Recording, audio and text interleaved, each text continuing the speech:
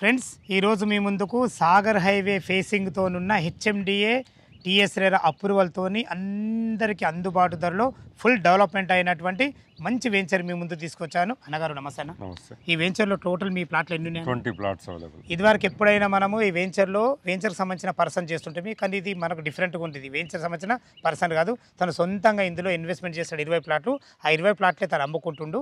అనగారు ఒక్కొక్క ప్లాట్ మనకి ఎన్ని గజాలు? 220 స్క్వేర్ యార్డ్స్, 33/60 × 60 డైమెన్షన్. ఇది all amenities completed, ready to construction. Right అన్నగారు.